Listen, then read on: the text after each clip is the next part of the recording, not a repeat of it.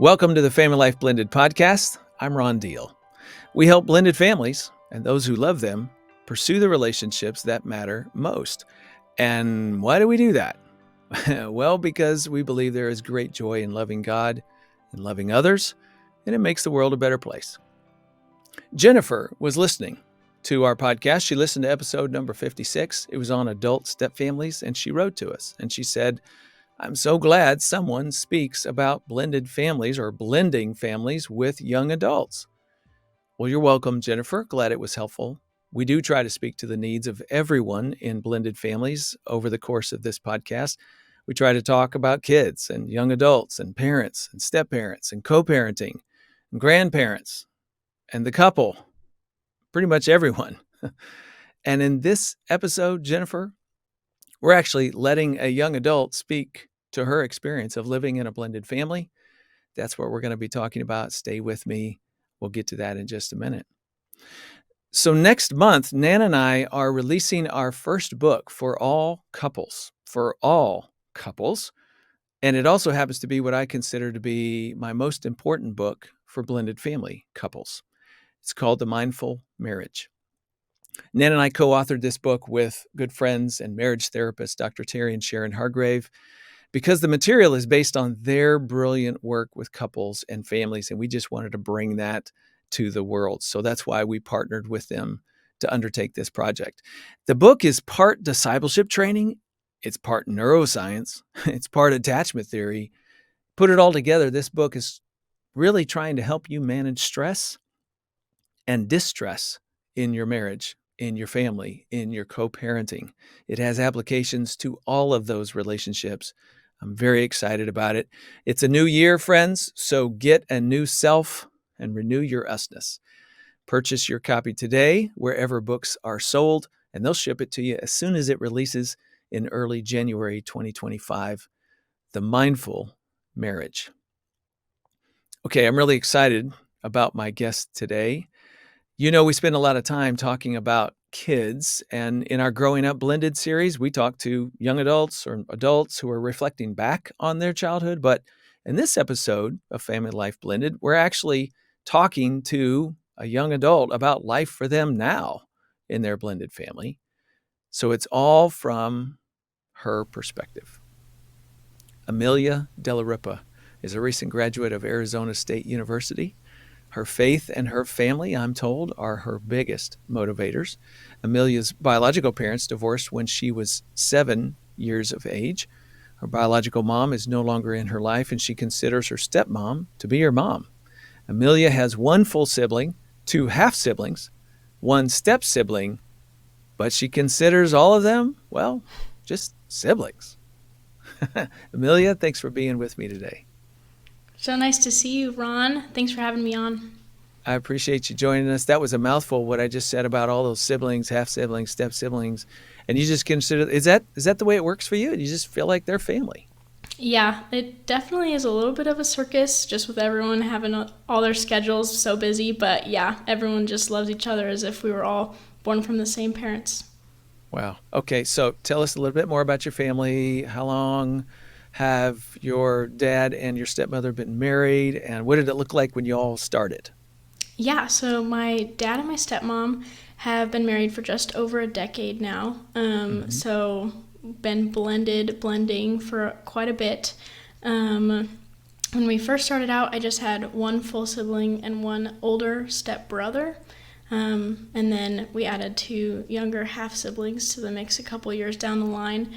But it honestly started out pretty smooth. I remember meeting my stepbrother for the first time before I had even met my stepmom, which was kind of funny because we were supposed to go out to dinner, and just this teenage boy came up to my sister and I while we were in a store and were trying to be our friend, and I was so confused. But I think that that's a pretty good picture of just how it all started. Everyone was so welcoming and loving and just ready to tackle it on the same team. There was never any weird divisiveness from within. So.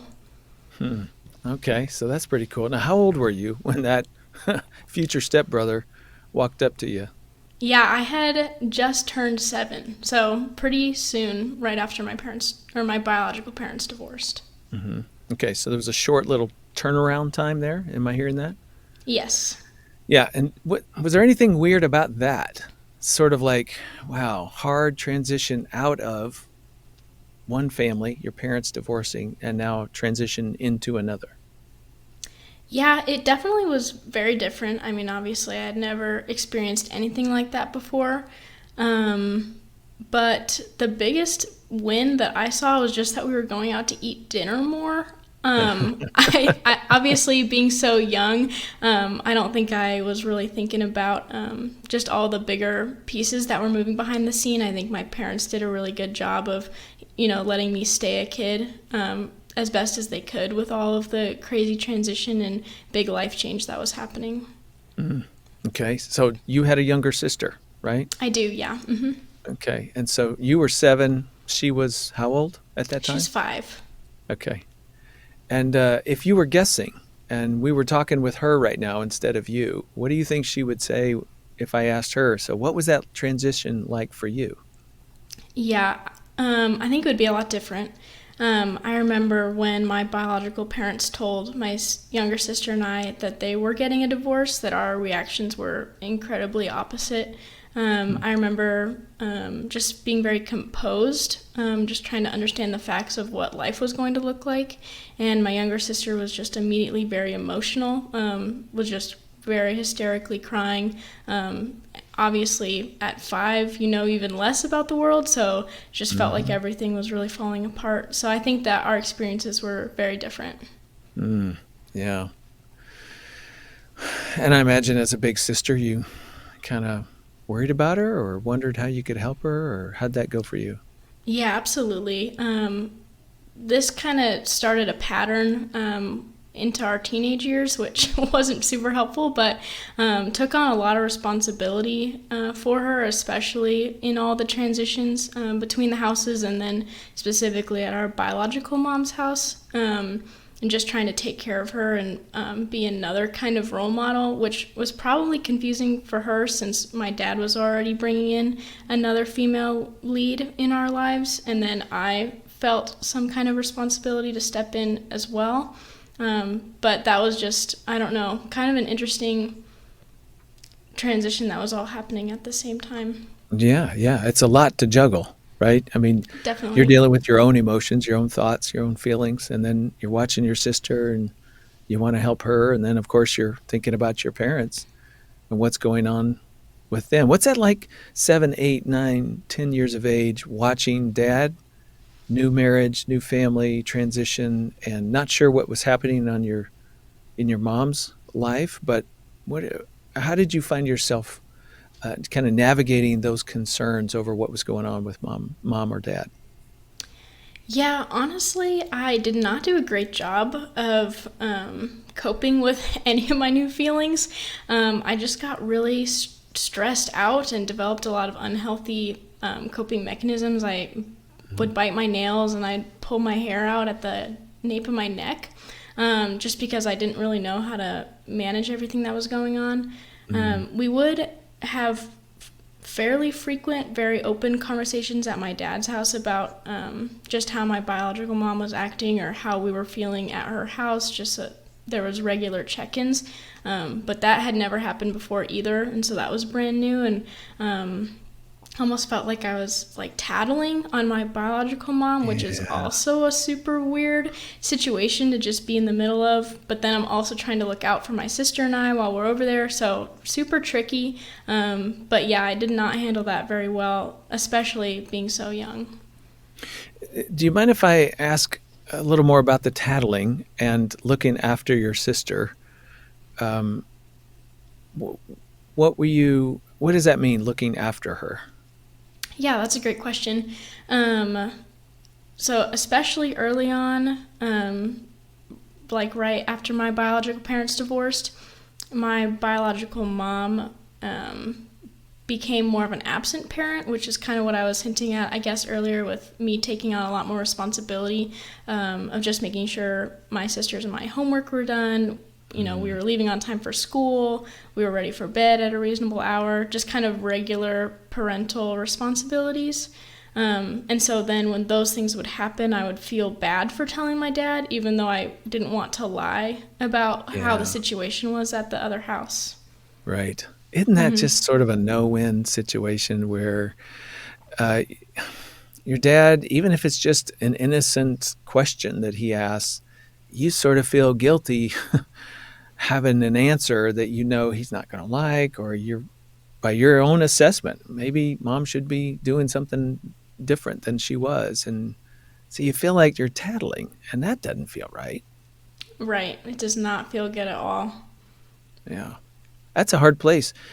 How did you cope with that? Like you said, you were honest. You wouldn't want to lie, but sometimes kids kind of find other ways of skirting around it or trying to avoid the question in the first place. I'm curious how that worked for you.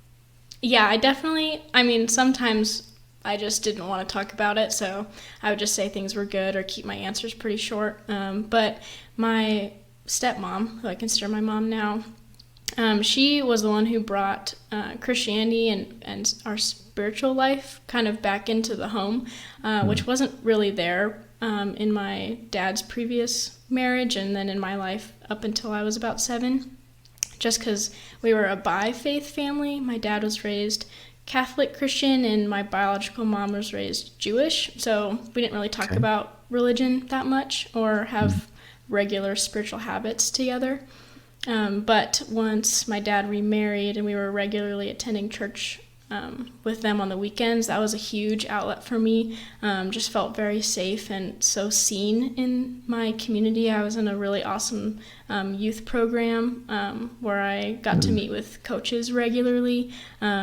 And I don't know, just it was a really awesome space to be able to like actually let out all my feelings and not feel like somebody was going to report to somebody else about how I was feeling about something. Oh, that's so important to have a safe place where you could talk about whatever was chewing you up on the inside and not feel like you had to say it to dad, because obviously that came with its own, risk Right. and its own consequence to it. So I'm so thankful that you had that in the youth program. Sounds like you had some trusted friends there. Yes, me too. They were awesome and definitely kickstarted a huge serving and volunteering habit that I have still to this day. So tell me a little bit about this journey with your stepmom, to call her mom, to feel that comfort, level of comfort with her. Was it like that just right out of the chute for you, or did it take a little while? No, right away I wasn't calling her mom or even stepmom just because that was just such a weird title to me. Mm, So I would call her by her first name, and okay. she was totally okay with that. And obviously we had kind of a conversation about that at the beginning where she was like, by no means am I replacing your biological mom at all. Like I'm just here.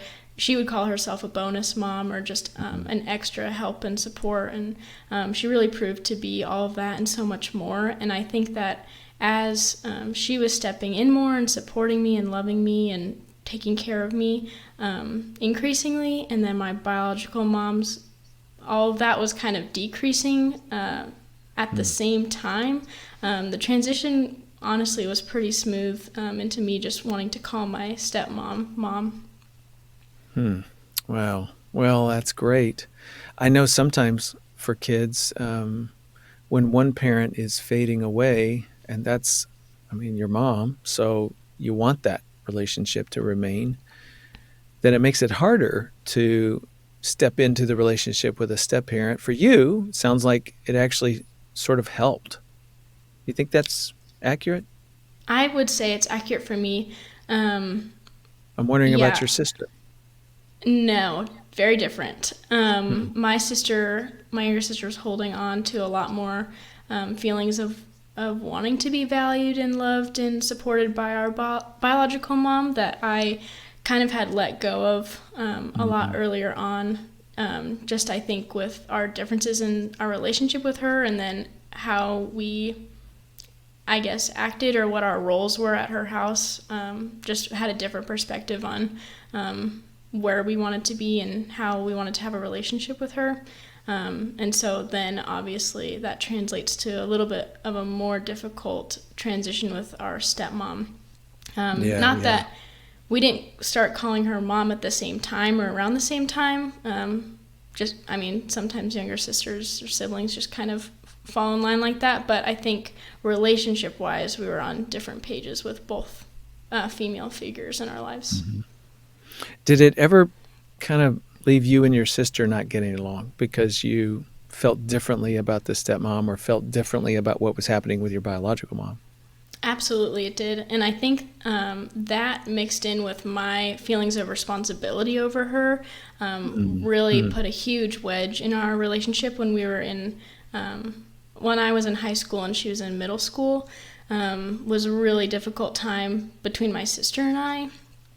Because there was a period where I had decided I did not want to live at my biological mom's house anymore, and I knew that my sister wasn't there yet. She wasn't making that decision on her own, and I couldn't force her to do that with me. And so I felt really guilty, feeling like I was abandoning her over there because I couldn't take it anymore. Just the situation was really not healthy, and so that was really hard, something that I was carrying for a long time.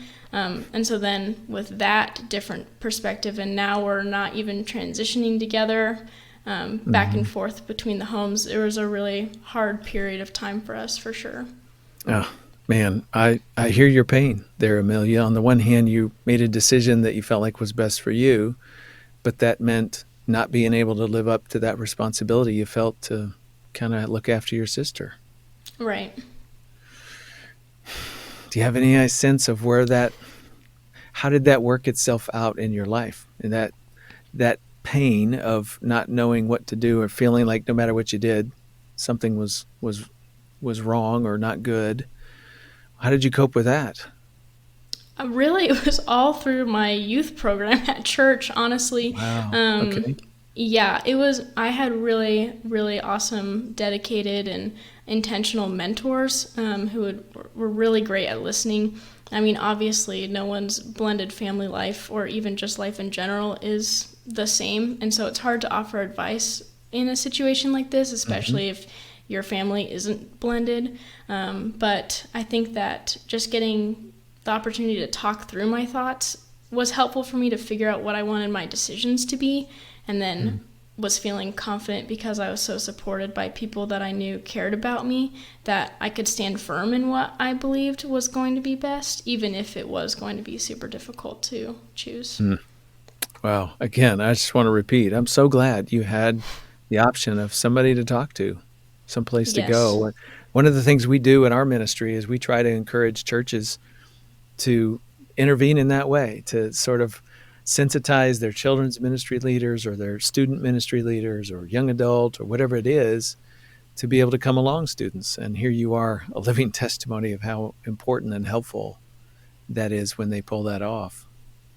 Yes, I'm so grateful for that too. Yeah. So fast forward a little bit. You and your sister had some difficulty, high school, junior high for her. Did it get better? Has it sort of just remained where it was? Yes, thankfully it did get better.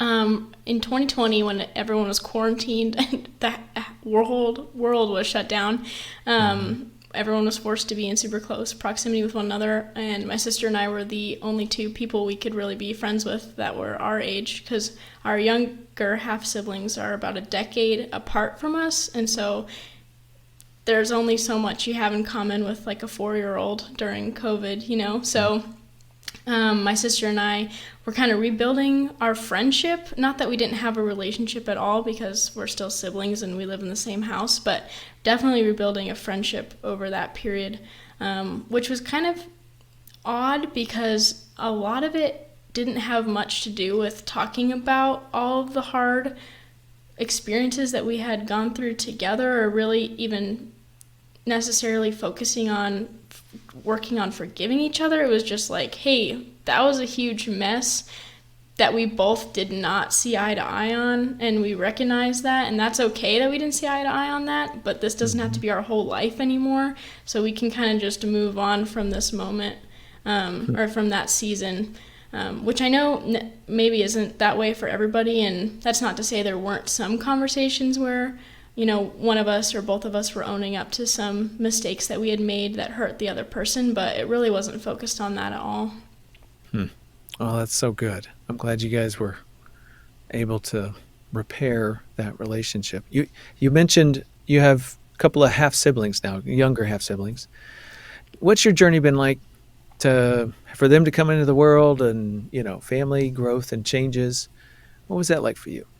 Honestly, it's been so much fun. Right now, I have a 10-year-old sister and a 6-year-old brother, which is, like I said, a pretty big age gap. But I feel like I have never been more excited about life than when I'm around young kids, just because they're learning everything for the first time, and everything is so exciting. So I think it's been a true blessing and helped me see how I can choose joy in a lot of situations where it would be pretty difficult to do that. But it has never been hard. I guess for when they're babies and they cry all the time, but that's just something that happens with little kids. Yes. But welcoming them into the family, and honestly, they just have always felt like they were a part of us, so that was not a hard transition either.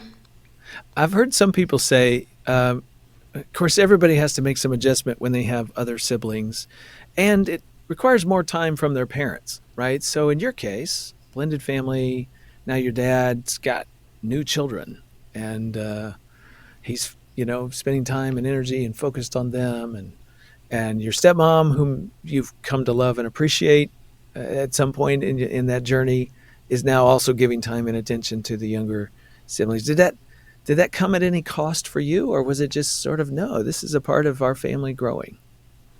Yeah, definitely their time was reallocated, but that was never something that came as a cost to me.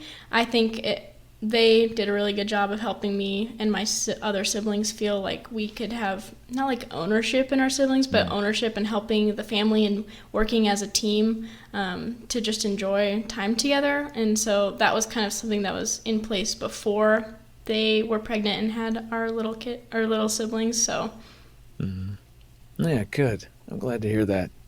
And that older brother that came with the marriage, who you met in the store one day and didn't know why he was there. How has that relationship been? it's been so good. It's been fun having an older brother. I was the oldest sibling before. My parents are now remarried, so was a little bit awkward at first just because we were so similar. We didn't know how to both be the same person in the house, but we figured it out and we have a good relationship now. Yeah, say a little bit more about that. We've talked before on this program about when two oldest children end up in the house together. Like, it's sort of the pecking order is gone. Like, we don't know how to do this. Who's in charge around here? How did you Right? guys work that out? Yeah. Well, luckily he's 5 years older than me. So Okay. even when I was 7, he definitely was the older brother, oldest sibling kind of Yeah. figure. But he is just so fun to be around, and has just been just as welcoming as my stepmom has been the whole time. So there was never any of that stereotypical mean older brother stuff that went down, which honestly I'm so grateful for in hindsight. But yeah, I don't know. It just has been super easy to get along with both of them, and just really grateful for his care over me too, because now I guess I'm feeling a little bit of that reciprocated in the way that I was trying to take care of and look out for my younger sister. I have somebody who's doing that for me now too. Hmm. Oh, that's got to feel good. Yes. That sort of bridges right into the next question I was going to ask you in a very positive way. What's going on in your home when you feel the most loved, when you feel the most safe in your family? What kinds of things are happening? Um, when I feel the most loved and the most safe, I feel like it's just when everyone's at home together. Mm, Obviously, I just graduated college, but I'm living at home for the summer while I'm transitioning into full adult life and job searching and all that. But my older brother just turned 27 last week or so. And so he's totally out of the house. And then my younger siblings are also still at home. But just when we get to eat together at home and are hanging out, we recently got into board games. So just quality time, I think, is when I feel the most loved. mm, Just feeling like everybody is all together. Yeah. Let's flip it. What's going on in your home, or historically? You could speak to that way if you wanted to. When you feel the most disconnected or confused about your family? That is an interesting question.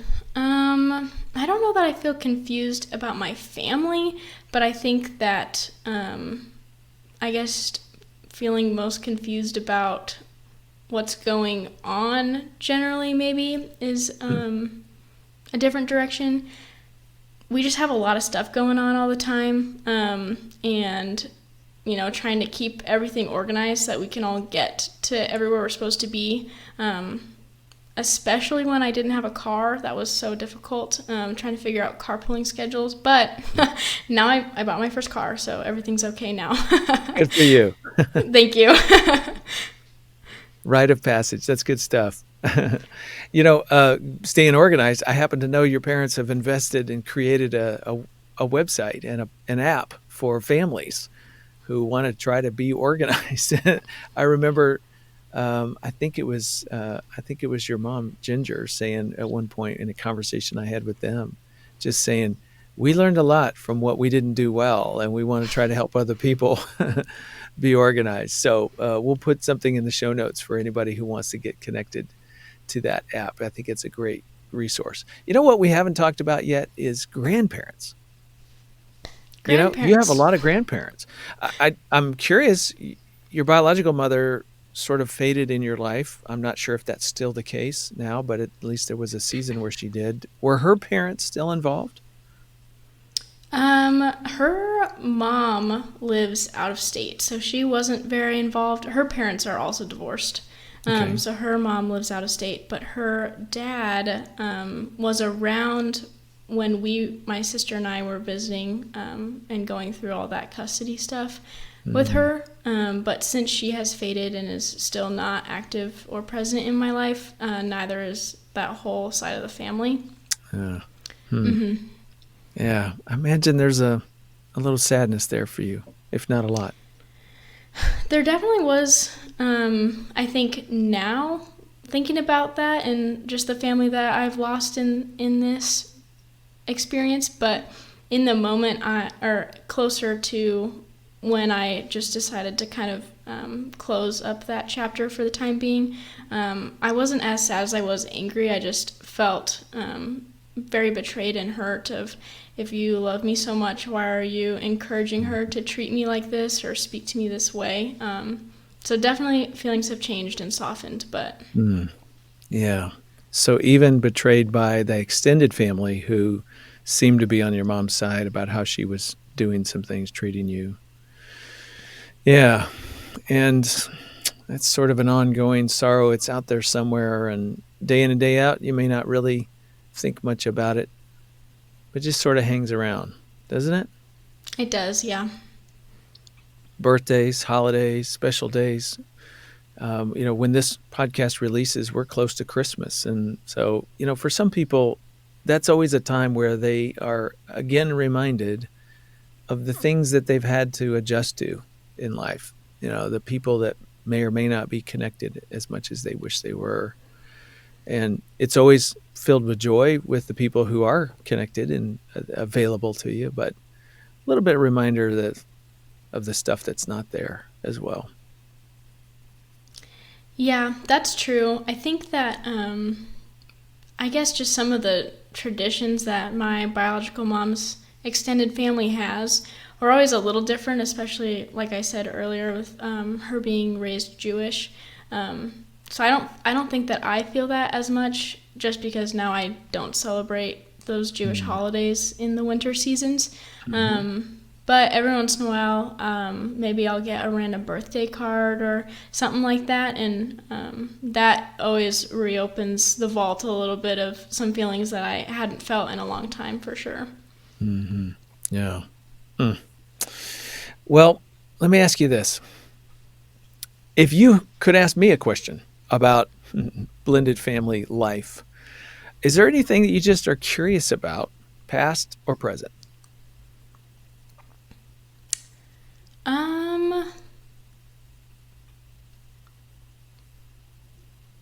Honestly, I don't know. I don't think that I've thought about just the idea of blended life in so long, because that's just what my life is my family. So maybe if you had asked me this question 7 years ago, I probably would Yeah. have had some questions for you. But right now, everything feels pretty calm and resolved. So Hey, that is a good sign, Amelia. It really is. And you don't have to apologize for that. That is really a wonderful thing for you. And I'm so glad that you feel that comfortable and safe and, feel good about your family. That's what we try to do around here in our ministry is we want more kids, young adults experiencing exactly what you're experiencing. Christmas around the corner. Some kids and step families say that the holidays, like we said, come with a little bit of a mixed bag of bitter and sweet.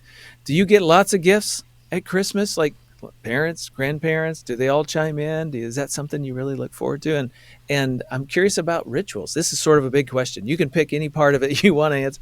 Uh, Rituals in blended families we think are really important, but in the beginning you really don't have any, right? You have to build them over time, but you guys have had a good 10 years to build a lot of those. And so what are you looking forward to?